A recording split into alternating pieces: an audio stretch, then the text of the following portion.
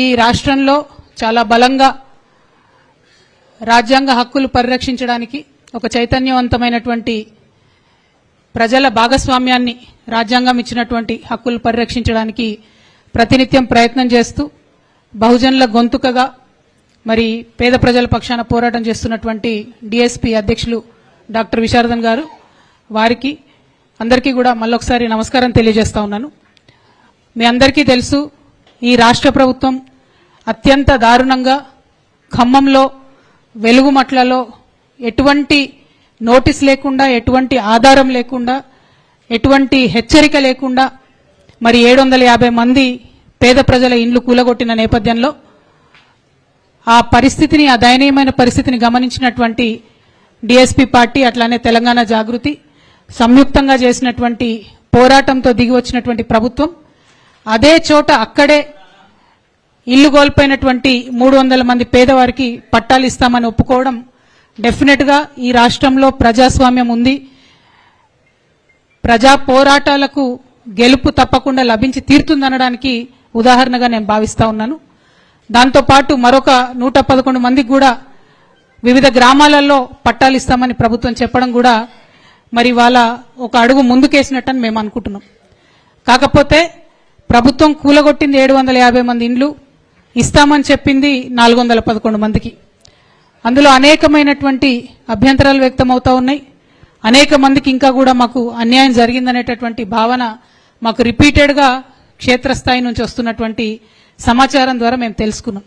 ఆ తర్వాత డాక్టర్ విశారదన్ గారు మళ్ళీ ఒకసారి నిన్న ఖమ్మంలో మరి పరిస్థితి ఏంటి ఇట్లా జరుగుతుందని తెలుసుకోవడానికి వెళ్ళినప్పుడు వారిని నిన్న కూడా మళ్ళీ అరెస్ట్ చేసి నిన్న కూడా డే అంతా నిర్బంధించి అక్కడ కలెక్టర్ గారు కనీసం అపాయింట్మెంట్ ఇవ్వకుండా జాయింట్ కలెక్టర్ గారు కనీసం అపాయింట్మెంట్ ఇవ్వకుండా అన్యాయంగా మరి అసలు జరుగుతున్నది ఏంటి, ఈ ప్రొసీజర్లో క్లారిటీ ఏంటి అనేటటువంటి పారదర్శకత లేకుండా ట్రాన్స్పరెన్సీ లేకుండా ఎందుకు ప్రభుత్వం వ్యవహరిస్తుందనేది అర్థం కానటువంటి విషయం.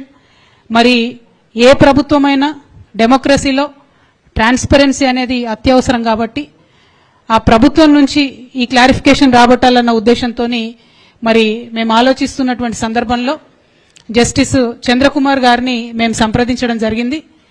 వారిని సంప్రదించిన మేరట అట్లనే ఈ సమాజంలో చాలా నిస్వార్థంగా పనిచేస్తున్నటువంటి అనేక మందిని కూడా మరి ఈ సమస్యను వివరించినప్పుడు వారందరి నుంచి వచ్చినటువంటి రెస్పాన్స్ ఒకటే. ముఖ్యంగా జస్టిస్ చంద్రకుమార్ గారు మీకు తెలుసు మన రాష్ట్రంలో అనేక రోజుల నుంచి పోరాటం చేస్తున్నారు. ఆర్మీ మేజర్ మదన్ మోహన్ గారు వారు చెన్నై నుండి ఉన్నారు. ఈ సంఘటన అంతా చూసి స్పందించి మరి అసలు ఈ విషయం ఏంటి మేము కనుక్కుంటాము అని చెప్పి వారు మమ్మల్ని కోరినప్పుడు మేము ఇంట్రెస్ట్ ఉన్నటువంటి వాళ్ళందరినీ కూడా మరి ఈ విషయం కనుక్కోనండి అని చెప్పి మేము వారిని సంప్రదించడం జరిగింది. ఆ తదుపరి కార్యాచరణ తీసుకొని మరొక కమిటీగా వాళ్ళందరూ కూర్చొని ఏర్పాటు చేసుకున్నారు. అందరూ కూడా చాలా సీనియర్స్, అందరూ కూడా జర్నలిస్టులు, లాయర్లు, professors, retired high court judge, army major గారు వీరందరూ కూడా ఇవాళ మన తెలంగాణ పేదల పక్షాన నిలబడడానికి రావడం, వారి వారి ఉద్యోగాలు చేస్తూ వారు సమయం ఇవ్వడం అన్నది నిజంగా కూడా వారు నేను మనస్ఫూర్తిగా అభినందనలు తెలియజేస్తున్నాను, ధన్యవాదాలు తెలియజేస్తా ఉన్నాను. ఎందుకంటే వారి సమయాన్ని వెచ్చించి ఈ తెలంగాణ పేద ప్రజలకు ఏదో చేయాలని వారు అనుకోవడం అన్నది నిజంగా కూడా ముదావహం. మరి దాన్ని ఆహ్వానిస్తూ వారికి ప్రభుత్వం సంపూర్ణంగా సహకరించాలని ఈ సందర్భంగా నేను డిమాండ్ చేస్తా ఉన్నాను. నిన్న ఒక పొలిటికల్ పార్టీ అధ్యక్షుడిగా పోనీ విశారదన్ మహారాజ్ గారికి కలెక్టర్ గారు కలవలేదు అంటే ఒకంత అందులో న్యాయం ఉంది. కానీ రేపటి నాడు ప్రజల పక్షాన ఒక సిటిజన్స్ ఫోరం పక్షాన వెళ్తున్నటువంటి వీరందరికీ అక్కడ ఉన్న అధికారులంతా కూడా సంపూర్ణంగా సహకరించాలని చెప్పి కూడా నేను మనస్ఫూర్తిగా కోరుకుంటూ ఉన్నాను. అల్టిమేట్ గా నేను కోరేది ఒకటే, ప్రభుత్వం ప్రజా పోరాటాలకు దిగి వచ్చి 300 మందికి ఇండ్లు ఇస్తామని చెప్పింది. కానీ దాన్ని సంపూర్ణ న్యాయం జరగాలి. డిసెంబర్ 9 నాడు గృహప్రవేశం అని చెప్పారు. ఈ 8 నెలల కాలంలో మరి ఆ పేద ప్రజలు ఎక్కడుంటారు, వారికి సంబంధించినటువంటి హౌస్ రెంట్ ఏంది, స్కూల్ ఖర్చులు ఏంది, జరిగినటువంటి నష్టానికి పరిహారం ఏంది, ఇటువంటి అనేక అంశాలు కూడా మా ముందున్నాయి. కాబట్టి వీటినంతా కూడా కంప్లీట్ గా సంపూర్ణంగా ఈ ప్రజలకు న్యాయం జరిగేంత వరకు మేము ప్రయత్నిస్తాం. మరి కమిటీగా ఏర్పడి వెళ్తున్నటువంటి వారికి కూడా అక్కడ ఉండేటటువంటి స్థానికంగా జాగృతి కార్యకర్తలు అందరూ కూడా సహకరించాలని కోరుతూ, అందరికన్నా ముఖ్యంగా ప్రభుత్వం సహకరించాలని చెప్పి నేను డిమాండ్ చేస్తా ఉన్నాను. మరి ఈ సందర్భంగా డాక్టర్ విశారదన్ గారిని మాట్లాడవలసింది కోరుతున్నాను. ఇక్కడ మేము కోరేది ఏంటంటే 746, 750 మంది ఆ భూదాన భూమిలో నివాసాలు ఏర్పాటు చేసుకున్నారు. అసలు 1500 మంది ఉన్నారు, పోనీ అక్కడికి మేము వెళ్ళట్లే. 750 వరకు మాట్లాడుకుంటే అందులో వాళ్ళు ఇచ్చినటువంటిది కేవలం 411 మంది మాత్రమే. ఇంకా 350 పైన అక్కడ బాధితులకి న్యాయం జరగాలి. జరిగిన న్యాయం కూడా అసంతృప్తిగా, అసంపూర్ణంగా జరిగింది. అందులో 75 గజాలకే పరిమితం చేశారు. రెండవ విషయం, ఆ 75 గజాల్లో పరిమితం చేస్తూ ఆ కూలిపోయిన ఇండ్లకి 30 లక్షలతో కట్టుకున్న వాళ్ళు, 5 లక్షలతో కట్టుకున్న వాళ్ళు, 10 లక్షలతో రకరకాలుగా ఉన్నారు. వాళ్ళకి 5 లక్షల రూపాయలే ఇచ్చి వాళ్లతో ఇండ్లు కట్టించే ప్రభుత్వం చెబుతా ఉంది. మేము కోరేది ఏంటంటే అది 100 గజాల దాకా స్థలం ఇవ్వాలి. 750 మందికి అక్కడే 100 గజాల స్థలం కేటాయించి వాళ్ళ కూలిపోయిన ఇండ్లకి విలువకు తగ్గట్టుగా భవనాలు, ఇండ్లని నిర్మించి అక్కడ ఆత్మగౌరవంతో 750 మందికి అదే స్థలంలో ఆత్మగౌరవంతో వాళ్ళకి పట్టాలిచ్చి భవనాలు కట్టించి సకల సదుపాయాలతో రోడ్లు, facilities, current, water, everything sanitation కల్పించి అక్కడే వాళ్ళని సెల్ఫ్ రెస్పెక్ట్గా నిలబెట్టాలనేది మా స్థూలమైన డిమాండ్ మాది. ఆ డిమాండ్ క్రమంలో ప్రభుత్వం తత్తరపాటుతో, తొందరపాటుతో, సమన్వయం లేకుండా, పారదర్శకత లేకుండా, ఏదేదో ఇలాంటి సమన్వయం లేకుండా, డిస్ట్రిబ్యూషను, ఫెయిర్ ట్రీట్మెంట్ లేకుండా వాళ్ళకి ఆ విధంగా 300 మందికే ఇవ్వడం, 100 మందికి ఎక్కడెక్కడో వేరే వేరే గ్రామాల్లో ఇవ్వడం, పని చేసుకోవడానికి తమ స్వగ్రామాలను వదిలిపెట్టి ఖమ్మంలో స్థిరపడి పిల్లల్ని స్కూల్లో చేర్పించిన వాళ్ళకి వాళ్ళ ఇండ్లు కూలగొట్టి వాళ్ళ స్వగ్రామంలో మళ్ళీ స్థలం ఇవ్వడం ఏంటి? ఎంత అసంబద్ధమైన విషయం. పోనీ ఆ 300 మందికి 75 గజాలే ఇవ్వడం ఏంటి? కూలిపోయిన 30 లక్షలు కట్టుకున్న ఇంటికి 5 లక్షల రూపాయలు ఇస్తామనడం ఏంటి? ఇది మొత్తం డిసెంబర్ 9వ తారీఖు ఇస్తే ఈలోపు వీళ్ళ బ్రతుకు తెరువు ఏంటి? వీళ్ళ తిండి ఏంటి? వీళ్ళ పని ఏంటి? వీళ్ళు ఎక్కడ ఉండాలి? ఎక్కడ బతకాలి? ఖమ్మంలో వాళ్ళ షెల్టర్స్ని ఖాళీ చేయించారు. ఈ 700 కుటుంబాలు ఎక్కడ ఉండాలి? ఈ క్వశ్చన్ అందరూ ఆలోచించాలి. ఈ 700 ఫ్యామిలీస్ డిసెంబర్ 9 ఇండ్లు కట్టించేంత వరకు ఎక్కడ బ్రతకాలి? వాళ్ళ పిల్లలు ఎక్కడ చదవాలి? వాళ్ళ తిండి, బట్ట, ఆరోగ్యం, నివాసం ఎక్కడా? దీని పట్ల గవర్నమెంట్ ఇంతవరకు క్లారిటీ లేదు. ఇది ఎంత అన్యాయం.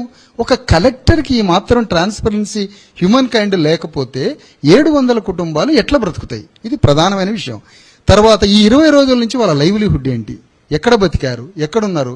దాని కాంపెన్సేషను, ఇళ్లు కట్టించేంత వరకు కాంపెన్సేషను, మొత్తంగా ఇది మెట్లు దిగి ప్రభుత్వం ఈ మాత్రం చేసింది ఓకే, బానే ఉంది. కానీ ఆ చేసేదేదో సంపూర్ణ న్యాయం చేయండి. ఆ 750 మంది కుటుంబాలకి అదే భూమిలో వారికి సమగ్రంగా ఇండ్లు కట్టించి స్థలాలిచ్చి సకల సదుపాయాలతో వాళ్ళని ఆత్మగౌరవంగా అక్కడ నిలబెట్టండి. ఈ సంపూర్ణ న్యాయం ప్రభుత్వం నుంచి జరగడానికి మేముగా ఉద్యమ వేదికలుగా పోరాడుతూ ప్రయత్నిస్తున్నప్పుడు అరెస్టులు, పోరాటాలు, నిర్బంధాలు ఇంత వికృతంగా, తీవ్రంగా ఉంటున్న ఈ క్రమంలో మేము మేడం కవిత గారు జాగృతి అధ్యక్షురాలు, నేను మా సంబంధించిన ఉద్యమ ప్రతినిధులు, జస్టిస్ చంద్రకుమార్ గారు మనందరికీ తెలిసిందే, రాష్ట్రంలో ఒక పెద్ద మనిషి, అందరికీ పేదల విషయంలో ఒక దిక్కుగా మారినటువంటి ఒక గొప్ప మహోన్నత వ్యక్తి. ఆ వ్యక్తిని మేము కలవడం జరిగింది. వారిని సంప్రదించిన తర్వాత వారి నుంచి వచ్చినటువంటి మాట, వారందరూ కలిసి ఒక ఫ్యాక్ట్ ఫైండింగ్ కమిటీ, నిజ నిర్ధారణ కమిటీ, వెలుగుమట్ల భూబాధితులకు సంబంధించిన పోరాట క్రమము, ప్రభుత్వం వారిని పట్ల వ్యవహరించిన వైఖరి, ఆ తర్వాత ప్రభుత్వం దిగి వచ్చి అసమన్వయంగా, సమన్వయం లేని విధంగా, సంపూర్ణ న్యాయం జరగని విధంగా చేసిన తీరు, వీటన్నింటి పట్ల ఒక నిజ నిర్ధారణ చేసి ఆ నిజ నిర్ధారణ ద్వారా, మీ ఏ అంశాల జోలికి వెళ్ళట్లేదండి, నిజ నిర్ధారణ ద్వారా అదే భూదాన భూమిలో నివసిస్తున్న 750 కుటుంబాలకి సంపూర్ణ న్యాయం జరగడానికి ఒక నిజ నిర్ధారణ ఫ్యాక్ట్ ఫైండింగ్ కమిటీ అవసరము అన్న భావన జస్టిస్ చంద్రకుమార్ ద్వారా వెలిపుచ్చడం జరిగింది.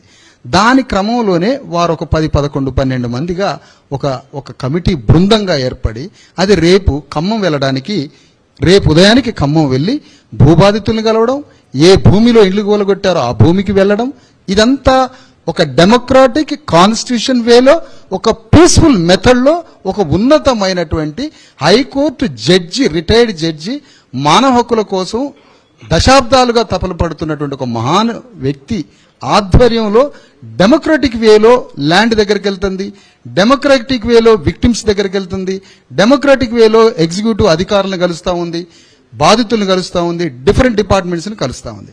మేము ఇక్కడి నుంచి కోరేది ఏంటంటే, మమ్మల్ని అరెస్ట్ చేశారు, సంతోషం. నిన్న 7 పోలీస్ స్టేషన్లు తిప్పారు, సంతోషం.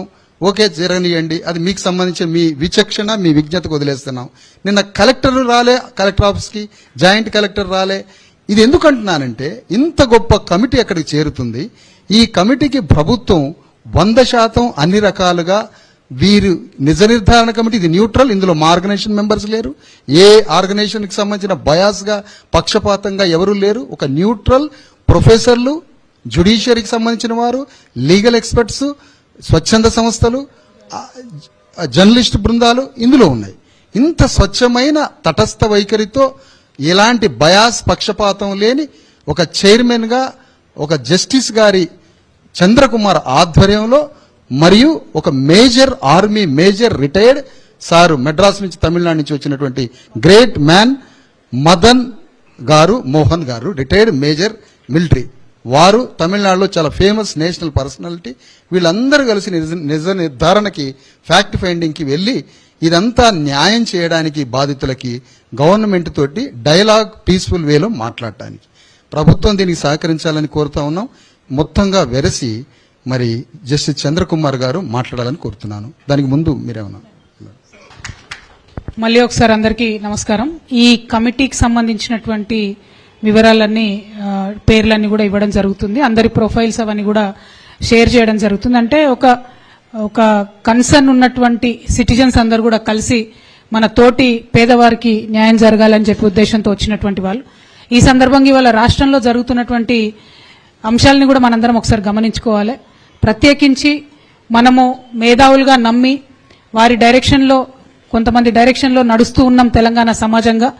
నేను ఈ కమిటీకి ముందుకొచ్చినటువంటి వారందరినీ అభినందిస్తూనే, ప్రొఫెసర్ కోదండరామ్ గారు కావచ్చు, ఆకునూరి మురళి లాంటి వాళ్ళు కావచ్చు, అట్లానే ప్రొఫెసర్ హరగోపాల్ గారు లాంటి వాళ్ళు కావచ్చు, వారందరినీ కూడా నేను ఓపెన్గా ఇన్వైట్ చేస్తా ఉన్నా.